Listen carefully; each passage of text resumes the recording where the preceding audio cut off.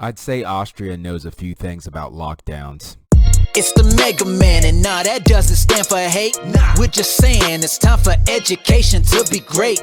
Hello everyone, this is Make Education Great Again. I'm your host Chris Moore. Today's topic, Austria introduces lockdowns for the unvaccinated. Now we all knew where the needle was headed as far as the direction, as far as the way things are trending in the world, in the United States. This is no surprise, but you'd think one country that exists on the face of the planet would have learned something about enforcing lockdowns on their citizens, and history repeats itself, and the devil just keeps cyclically doing the same kinds of things over throughout history. So I have unfortunate news to report for the country of Austria, but hey, let's go ahead and learn from it so that we can make steps to prevent things from happening along those lines in the land of the free and the home of the brave. Let's get into this article. So anyway, here's what I'm talking about. This was released from the BBC. It says COVID, Austria introduces lockdown for unvaccinated. This article came out about 5 hours ago, so this is fresh. About 2 million people have not been fully vaccinated against COVID-19,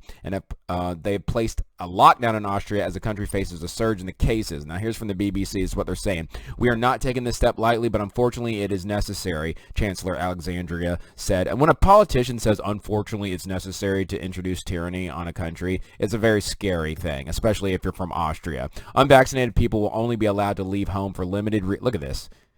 Unvaccinated people will only be allowed to leave home for limited reasons while working, or buying food. About 65% of Austria's population is fully vaccinated, leaving about 35% that are not. One of the lowest rates in the Western Europe. Meanwhile, the 7-day infection rate is more than 800 cases per 100,000 people, which is one of the highest in the region. Overall, Europe has again become the area most seriously affected by the pandemic, and several countries are introducing restrictions and warning of rising cases. It says, however, the UK has one of the highest COVID infection rates, has yet to reintroduce restrictions despite health leaders calling for rules like mandatory face coverings in the crowd and enclosed spaces. So you can say this is kind of a liberal leaning, it's Europe, a liberal leaning article kind of, making the case that we need to be doing this and that. But my goodness, that this is not scary. It says the measures introduced in Austria on Monday, which come amid growing pressure on the nation's hospitals, will initially last for 10 days. So there's a 10-day situation. Now, in case you just put it in perspective, what they're saying is children under the age of 12 and people who have recovered from the virus will be exempt. So there's a little bit of a silver lining there, but not much of one in my opinion. So if you've already, recovered, there's been some natural immunity. It looks like they're not going to put that into place. Over the weekend, hundreds of people protested outside the chancellery in the capital of Vienna, waving banners that read, "Our bodies, our freedom to decide." Way to go. People of Austria. It says one female protester said that she was demonstrating to fight for my rights. It's totally discriminatory what's happening here, she said. And a professor from the Medical University of Vienna said that measures were needed, warning that hospital intensive care units were filling up. It's already projected that within 2 weeks we'll have reached the limit, she said.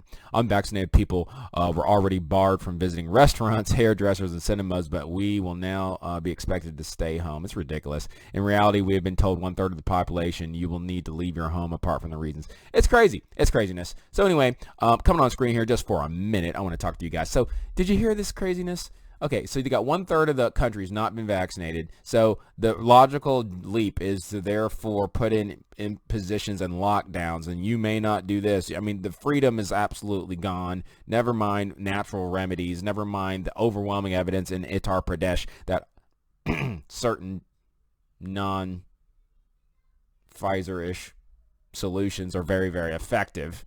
But we have new news to show you guys, talking about what Dr. Fauci is now admitting, people. Now, I have to be very careful how I say this, but Dr. Fauci is now admitting that it seems like there's evidence that, maybe his big push for what the whole world is doing right now and following his orders and doing, it's not working. It's not working. So the only rational thing to do is take more stuff from Big Pharma, which is what he's going to conclude. So I have to be careful how I say things, but I'm just going to tell you what he's confessed to himself on a podcast. Let's go ahead and roll that clip. Point number 3, we are seeing something that is really interesting, and I'd like to get a little bit more unpacking of it with you in a bit.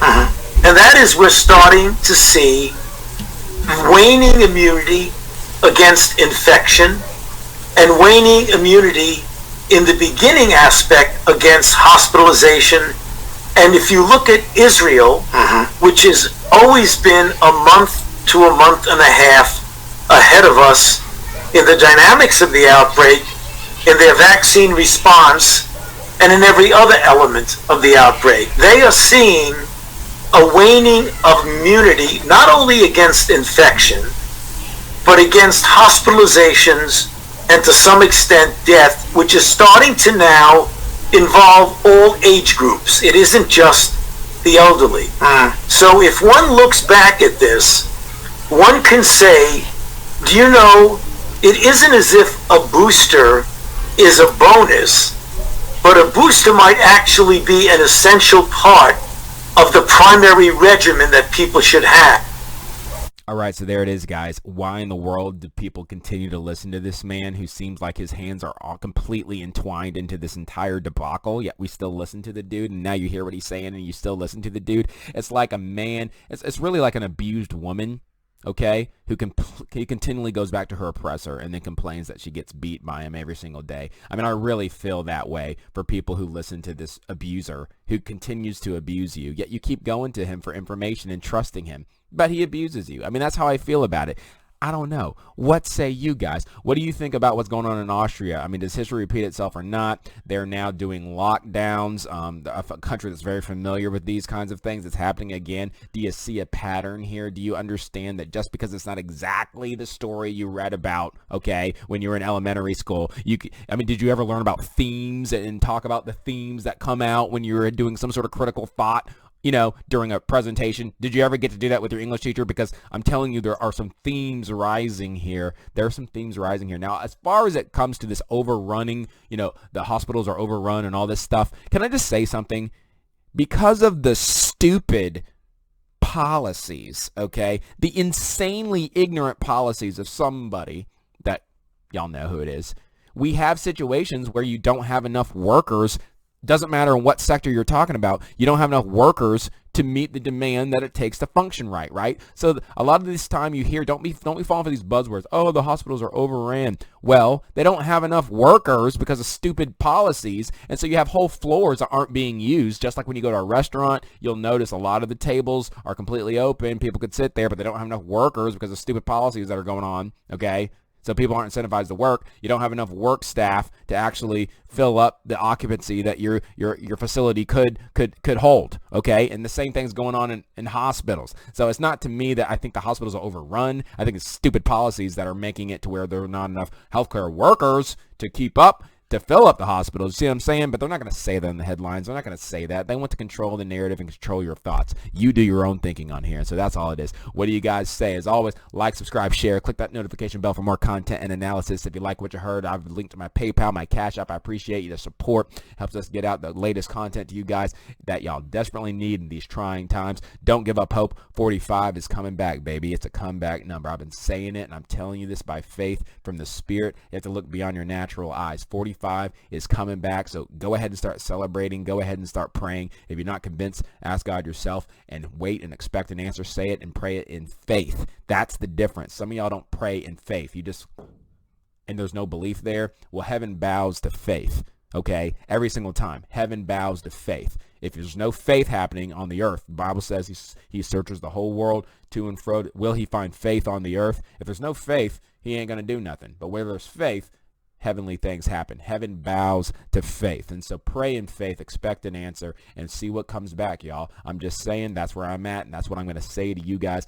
Please, if you haven't already, follow me on Odysee and subscribe to me on Rumble, where I can get out uncensored content to you guys as soon as possible if you haven't already. Anyway, I love you guys. God bless you guys till the wheels fall off, baby. I'll catch you on the next one. Peace. It's the Mega Man, and nah, that doesn't stand for hate. We're just saying it's time for education to be great. And if we keep on doing everything that we've been doing, it will no longer be our freedom that we're pursuing. It's now time to teach our students how to think and reason. If we don't, we'll keep on electing those guilty of treason. So listen up, as Mega Man is about to spit the truth. Gotta stop the powers that are coming after the youth.